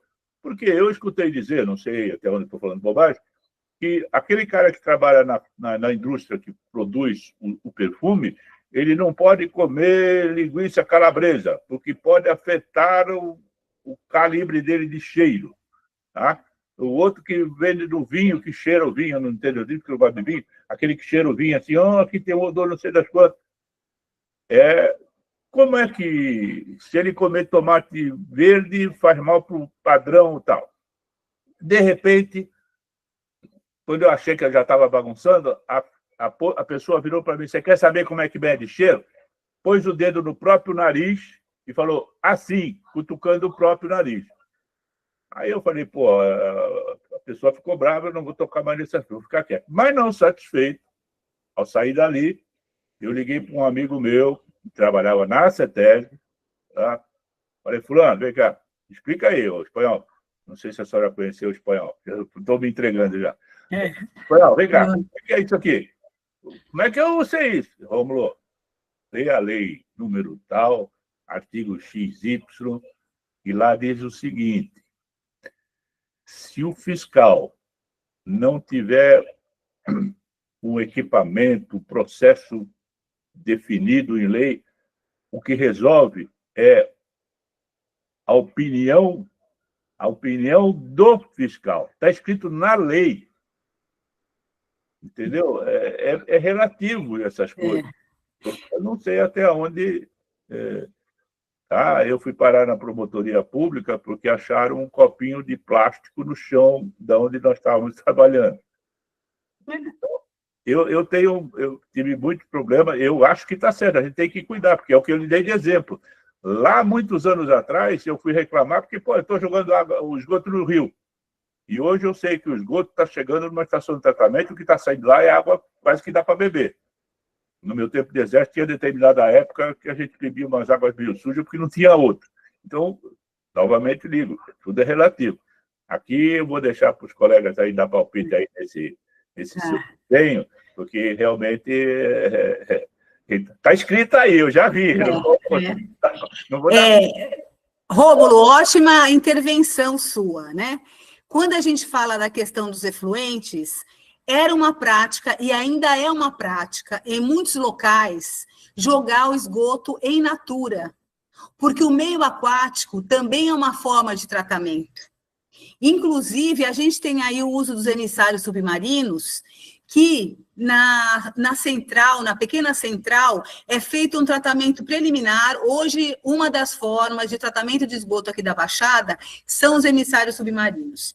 A gente tem 2 no Guarujá, a gente tem um aqui que atende Santos e São Vicente, a gente tem 3 na Praia Grande, a gente tem um tratamento preliminar, que a gente fala que é gradeamento. Ele só retém material de um determinado grão para ficar retido.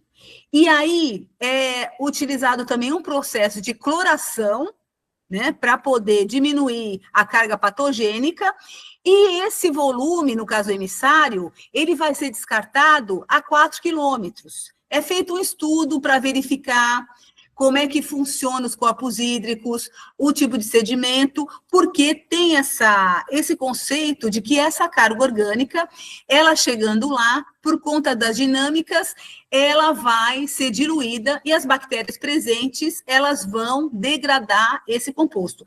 Isso para o emissário. Antigamente, utilizavam esse método mesmo, e ainda existe em vários locais, de jogar o esgoto in natura no corpo hídrico. Vai ter uma decomposição? Vai. A questão é o volume de efluentes que você está jogando. Então, qual é a capacidade, suporte desse corpo hídrico para decompor esse efluente que você está jogando? Quando a gente pensa em cidades, em centros urbanos, não tem como. A gente não vai dar conta. Então, por isso que se faz necessário mesmo um tratamento. Então, hoje a gente tem que fazer um tratamento mesmo, principalmente em áreas urbanas, né?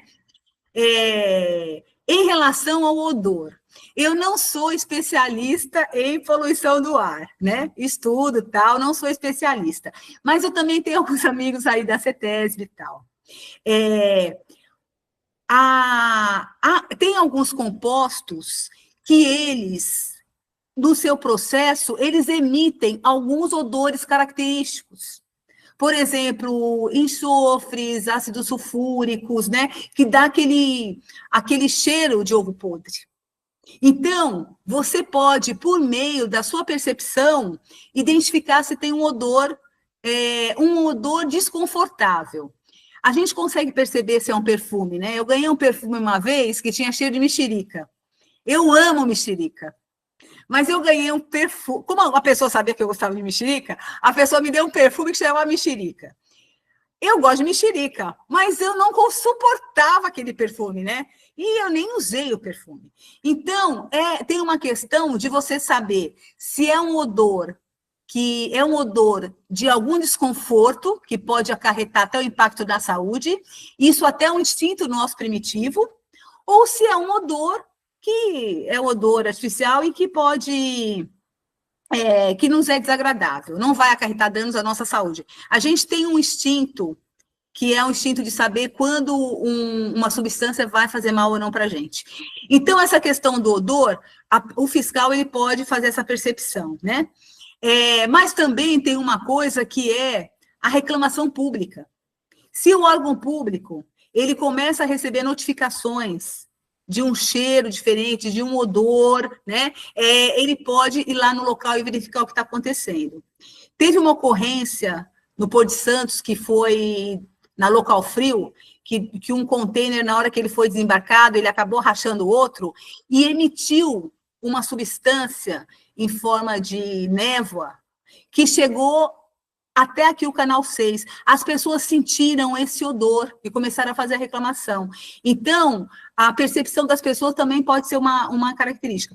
Eu não sei se a gente tem algum sensor para medir odor. Eu até vou fazer esse levantamento e na próxima aula eu trago, né? Mas a percepção pode ser aceitável, sim. Eu tenho um amigo que trabalha na CETESB, que é o Edson Haddad. Ele trabalha nas emergências. E ele é engenheiro químico, e de tanto manusear esses produtos, ele perdeu o olfato. Então, quando ele vai numa ocorrência, ele tem que ir com alguém que está com o seu olfato em dia. Então, acaba sendo um indicador e uma medida de proteção. Ok. Vamos lá. Mais alguém aí tem algo para contribuir ou propor aqui? Vou fazer mais uma pergunta para a senhora. A senhora chegou a conhecer a Caracu aqui em Santos? A fábrica de cerveja que tem ali no início da Brás Cubas? Eu ouvi falar, mas eu nunca fiz vistoria lá. Ali eu fui determinado pelo meu patrão para eu vir ali terminar um serviço, porque o esgoto, o Canal 3, final do Canal 3, onde ele é coberto, e aí entra pela Brás Cubas. Ali tinha uma tubulação da época não era Sabesp ainda, de 30 centímetros de diâmetro, que jogava no Canal 3 full, 30 centímetros de diâmetro full de esgoto, jogava no Canal 3. Nossa. Tá? E estava pronta toda a rede nova para levar para a estação, ali pelo lado lá da Conselheiro Neves, só que faltava essa ligação. E eu participei dessa ligação e me chamou a atenção aquela quantidade de esgoto e o que era gozado. Que ano que foi isso? Isso foi mais ou menos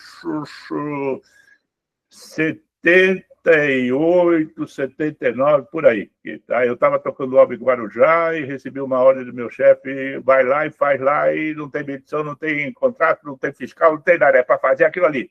Era só atravessar a rua, só. E nós fizemos, porque aí ligou a rede nova e tirou o esgoto dentro do canal. Tá? A senhora sabe o que era que caía dentro do canal? Quando eu vi o que caía, eu achei a Caracu, ela na época não tinha latinha, era garrafinha. E tinha canudinho. Eles recebiam o vasilhame de volta, eles lavavam o vasilhame para poder usar novamente e jogavam tudo no esgoto. A senhora não imagina uma rede de 30 centímetros de diâmetro jogando no canal, era água com canudo que não tinha mais de tanto canudo que saía ali dentro. Ia tudo de dentro da fábrica de cerveja. É a falta de informação, né? Durante muito tempo acharam que o corpo hídrico era um local de diluição de resíduos. E até hoje, alguns navios jogam os resíduos nos oceanos, e um dos grandes impactos nos oceanos é causado pelo lixo jogado no mar, né? Principalmente por plástico, que hoje é um problema sério, né? Discordo da senhora, eles não tinham alternativa. Eles podiam fazer um tipo de gradeamento para reter os canudinhos? Não ia dar conta. Então, a solução era... E se a senhora levar esse raciocínio para outras coisas, é aquela história da minha reclamação lá atrás. Fomos resolvendo aos poucos e ali foi resolvido, não tem mais aquele problema. Hoje a gente tem os órgãos ambientais que estabelecem algumas orientações, né? Porque eu não acho também que é só penalizar, mas é também você fazer um trabalho de educação ambiental e orientação. O Jorge levantou a mão, Jorge. E aí? Está sem som. Agora tá? Agora sim. Bom, primeiramente, parabéns à aula, bacana demais. Muito obrigada. Aproveitando, né? Fica sempre difícil falar depois assim, o Rômulo, né? Ainda mais nessa área aí, o saneamento, e não só por isso, ele é engenheiro civil e deve ter sido conterrâneo o Saturnino de Brito, né? Estudioso aí do ramo que é Esse nome citado não foi meu parente, mas era um cara muito inteligente, porque se não ele tivesse feito esses nossos canaizinhos, nós não estávamos aqui, tá? Com certeza. Mas, a grosso modo, eu não sou especialista em saneamento, a minha especialidade são assim, outras, mas, a grosso modo, a ETA a gente coloca montante, onde você tem a hidrologia a favor aí, mecânica dos seus fluidos, para fazer o abastecimento, né?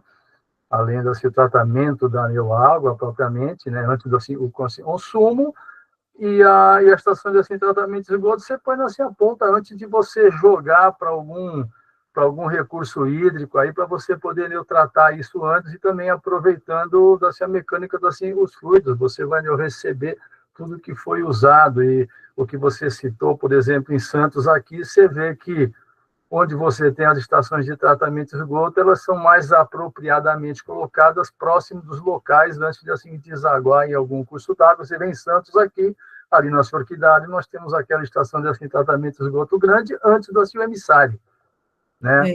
Enfim, a grosso modo seria isso, né? Mas desculpa a brincadeira, hein, Rômulo? Sabe que você está aqui, né? Então... Tá no coração, né? Então, Jorge, o local mais adequado para captar água, onde a água pode estar com menos poluente, com menos impacto, seria o A. Montante. Seria ali no ponto A, né? Isso. E o descarte seria em que ponto? Assim, a jusante, lá no ponto D. Jusante. Legal. Alguém quer falar mais alguma coisa? Tem algum comentário? Alguma discordância? Algum incômodo? E aí, o que vocês acham? Eu estou de acordo com o Jorge no A, mas estou em dúvida entre o B e o D do esgoto. O B, ele vai... Para onde que vai o que for descartado no B? Vai para o rio. Vai para o rio principal, né?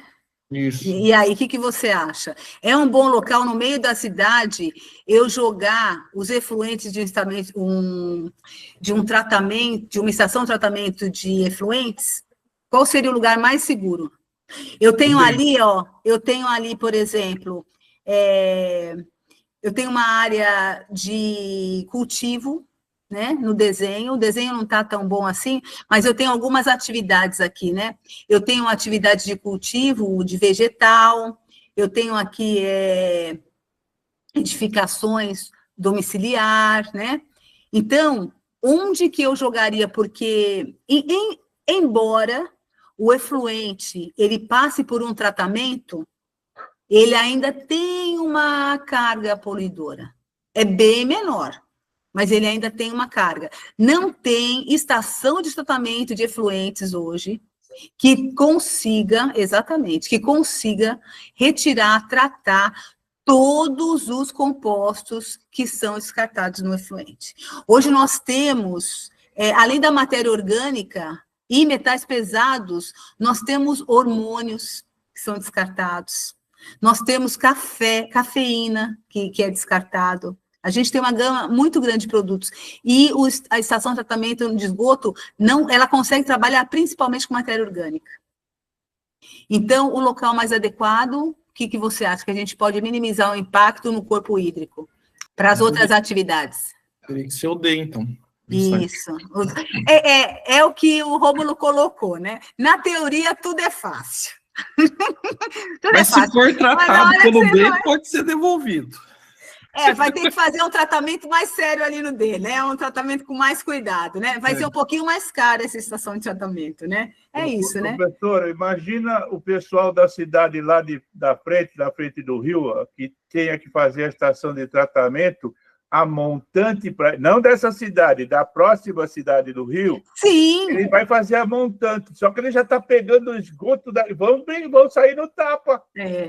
Mas é isso mesmo, o Rio Tietê é uma prova disso. A gente tem várias cidades, tem algumas cidades que têm uma grande cobertura vegetal, tem um cuidado com seus resíduos, né? Mas ela recebe aporte de cidades que tem instalação de indústria, instalação de curtume, de açougue, né? A gente já teve muitos problemas por conta até de produção de espuma, né? que vai para as outras cidades, porque o Rio Tietê, ele percorre vários municípios, né? Por isso que é importante os órgãos ambientais para até dar essa autorização, essa delimitação e essa fiscalização, né? Mas na década de 70 não tinha nada disso, não, né?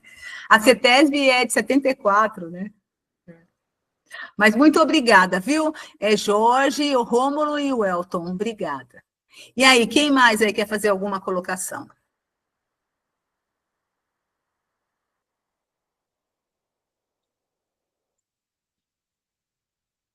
Mais alguma colocação? Alguém quer fazer alguma pergunta aí da aula? Eu gostaria, sim, Márcia. Ótimo, Jorge. Se eu puder. Se eu não puder, eu sei quem sabe, trago na próxima aula. Legal. Não, é mais observação, né? Porque, infelizmente, toda atividade humana aí entra o maldito critério político aí, né? Então, isso aí deturpa as nossas leis, acaba com a questão de boas neopráticas aí, quer seja de algum órgão público isolado, ou até iniciativas da sociedade civil para fazer isso, né? Não que na sociedade civil também só existam atores bacanas, né? Porque tem certas entidades aí que é complicado, né? Mas assim, a pergunta seria essa aí, nessa loucura que a gente tem aí, como é que você que tem uma experiência grande aí, tanto por órgãos assim públicos, assim, até entidades e governamentais aí, o terceiro setor, como é que você enxerga essa sopa de situações e intervenções e contribuições? Quando eu digo contribuições, podem ser boas ou então ruins, né? Por assim, interesses mesquinhos até, essa nossa legislação, que via de regra, que nem a segurança do trabalho, a legislação nossa é boa, tá? Pelo meu entendimento, mas como é que você vê a atuação dos nossos órgãos públicos nas mais diversas esferas e a atuação desses participantes da sociedade civil, né? Que você enxerga do alto da tua experiência? Ótima pergunta, Jorge. Na verdade, quando a gente fala aí do uso dos recursos naturais e da preservação, a gente tem que sempre estar pensando na questão do custo-benefício, né? É claro que o ideal seria a gente garantir a conservação e proteção de toda a área vegetal. Só que algumas atividades, elas precisam ser desenvolvidas, tanto para garantir a qualidade de vida das pessoas, até o desenvolvimento das cidades. É claro que a gente também tem intervenção política, né, porque isso vai agregar valor, né, à imagem da pessoa, e também vai favorecer algumas pessoas. Não é fácil você fazer essa mediação, mas você tem que estudar qual é o melhor caminho, qual é o custo-benefício. Muitas vezes, você tem que abrir mão do 100% conservável, porque você vai ter alguns ganhos, que isso vai ter que ser considerado lá na frente, para a população, para a obtenção de renda, para a geração de empregos, né? Eu trabalhei em vários órgãos, eu brinco, é muito fácil quando você é pedra. Então, eu trabalhei no IBAMA, eu era pedra. Eu trabalhei na Secretaria do Meio, eu era pedra. Aí eu fui trabalhar na autoridade portuária, eu virei vidraça, né? Por quê? Porque a gente apanhava muito por conta das atividades que eram desenvolvidas, né? Eu acompanhava o licenciamento e execução de todos os condicionantes da licença, os programas ambientais da dragagem. Pô, sou biólogo, oceanógrafa, né? E aí até meus amigos falavam, mas a dragagem é impactante. E aí eu colocava, sim, ela acarreta impacto, mas ela traz também muitos benefícios, não só para o município, mas para o país. Então, como é que eu vou garantir que a atividade impactante ocorra com o menor impacto possível? É isso, é o menor impacto possível. Por quê? Se parar a dragagem, vai assorear o canal de navegação, a gente não vai ter um porto competitivo, e é isso. todas as reuniões que eu ia, eu apanhava. Eu só ficava feliz quando eu encontrava a Sabesp, porque a Sabesp, quando estava na mesma mesa que eu, apanhava mais do que eu. Tinha um gerente lá, que era o Eduardo Brambila, quando eu via, eu falava, tô tão feliz de ter te visto aqui. Aí eu falava, já sei, né? Eu falei, hoje tu que apanha. Então, o tempo todo você tem que fazer essa gestão, né? E é o que a gente coloca, né? Nós, como os técnicos, especialistas, tanto na área de engenharia, na área de biologia, a gente tem missão. Então, como é que a gente vai viabilizar a execução do nosso projeto da melhor forma possível, né? De uma forma mais segura, de uma forma que acarreta o menor impacto possível, que atenda, né, a que se destina. Então, isso é, de fato, é um estudo, é um exercício, você tem que ter humildade para reconhecer que você não sabe tudo, e que você também tem que perguntar para outras pessoas, né? Você tem que pedir ajuda. As tomadas de decisão, é sempre importante você trabalhar ali com vários olhares, né? Para ver até possibilidades. Mas, de fato, a gente tem essa questão mesmo da governança, do político, né? E aí você tem que ir driblando. E até mostrar que você cuidar do meio ambiente pode ser um bom negócio. Mostrar para o próprio político. Você fazer uma obra que vai garantir qualidade, faz propaganda da obra, que com menor impacto, usa isso, né? E aí você consegue ir fazendo uma garantia. Mas é claro que não vai ser 100%. Você sempre vai ter que ceder, você vai ter sempre que fazer uma melhor, a gente fala o melhor senso, né? Mas não é fácil. Tem algumas situações que são insustentáveis, né? Eu já vi caso de diretorzão, vai lá e muda parecer de técnico, né? Mas aí ele assina também. Aí ele vai ter que ir lá assinar. Então, eu sempre falei com os meus superiores, eu vou até aqui. Eu entendi e a gente tem que dar um jeito para essa obra sair. Licenciamento, ok, vamos lá. E aí eu vou fazendo. Mas eu vou até aqui. Até aqui eu garanto, eu dou tranquilidade, inclusive para você. Por quê? Porque se der alguma coisa errada, vai estar todo mundo arrolado, né? A gente tem a questão das responsabilidades solidárias. Então, eu acho que o técnico, ele tem que subsidiar a alta administração na tomada de decisão.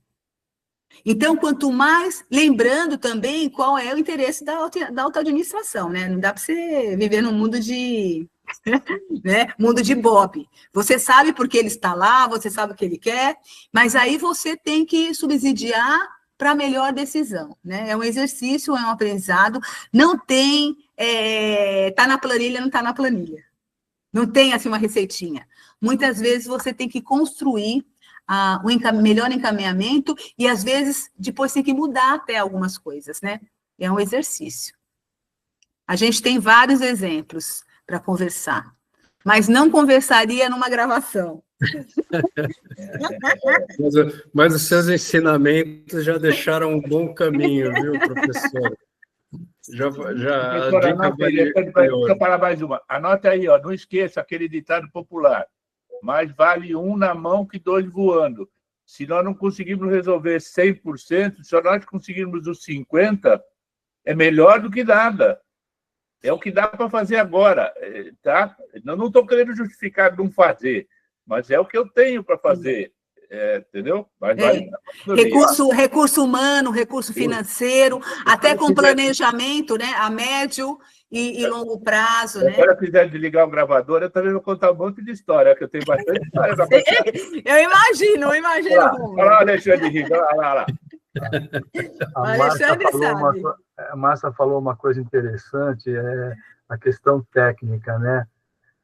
Eu era feliz quando eu precisava dar só o parecer técnico. Quando você depois acaba tendo que assumir outras posições, você acaba tendo que assim, ponderar por outras coisas que não são as técnicas. Então, isso sempre me deixou desconfortável, né? Porque saía da minha cabeça cartesiana isso, né? Então, era sempre complicado, porque...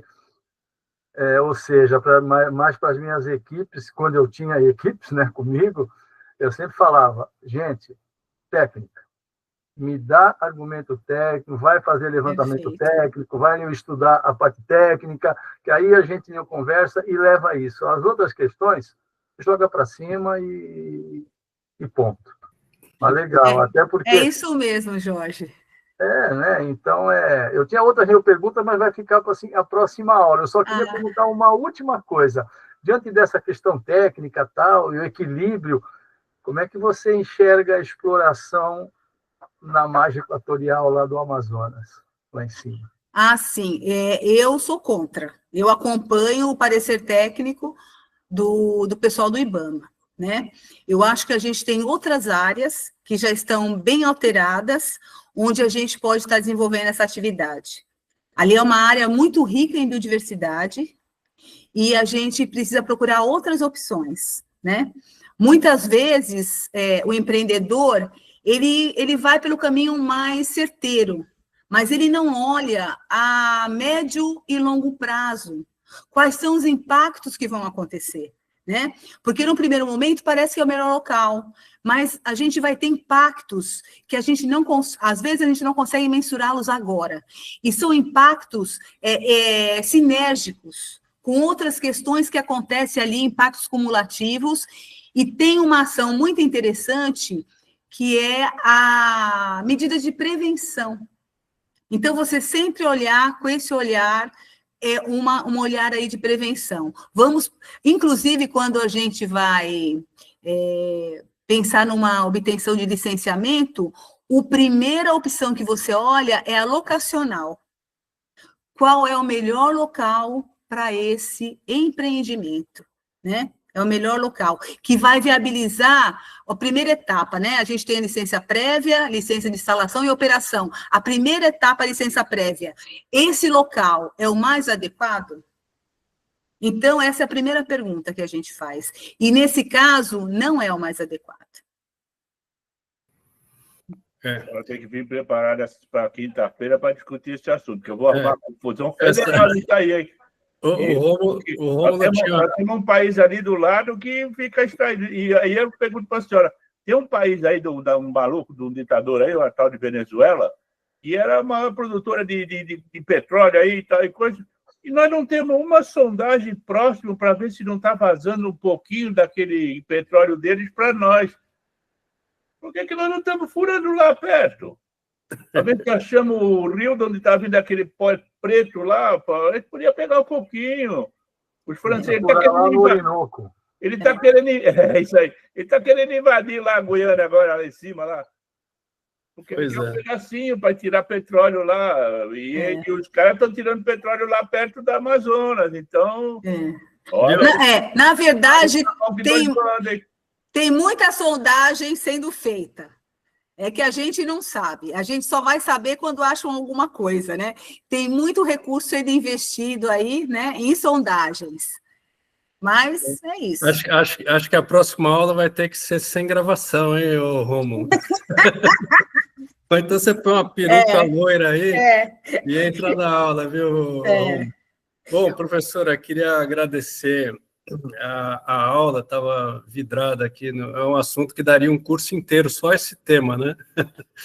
Então, agradecer, lembrar que a gente tem o nosso encontro final dessa capacitação na quinta-feira, tá? E aí, na quinta-feira, a gente vai dar alguns avisos aí em relação ao término do curso, a emissão dos certificados, que a gente pretende fazer um encontro aqui para celebrar aqui na associação, para celebrar isso, fazer a entrega presencial de quem puder vir aqui na associação. Eu tenho colocado alguma agenda de eventos no grupo, tá? Para o pessoal se manter engajado. Como você bem falou no começo da aula, uma parte importante do curso, da capacitação, é essa troca que a gente tem, né? Esses novos amigos que eu fiz aqui no curso. Então, pessoal, obrigado, professora, novamente, obrigado a todos que estão aí conosco até essa hora, e a gente se fala na quinta-feira. As palavras finais aí da professora, com você. Obrigada, Alexandre, pela oportunidade, agradeço a participação de todos, foi um prazer inenarrável estar com vocês agora, fiquei muito feliz, e eu tenho uma atividade aí para vocês, hein? Eu não sei se eles receberam a atividade, Alexandre. Receberam? A gente põe lá na plataforma, pode deixar. Na verdade, eu gostaria que vocês olhassem o local de trabalho de vocês e percebessem os tipos de poluição. E que sugestão, escolhesse um outro, que medida de mitigação poderia ser adotada, tá? Um outro olhar em relação à aula que a gente vai dar semana que vem, quinta-feira, que é a questão de saúde e segurança, né? Se vocês têm os equipamentos de proteção individual, né? Se vocês adquiriram ou se sua empresa deu, tá? Então é isso. Perfeito. Mas muito obrigada, viu? Legal. Foi uma noite muito agradável. Obrigado, professora. Boa noite a todos. Boa noite, meus amigos. Boa noite, turma. Até quinta. Até quinta.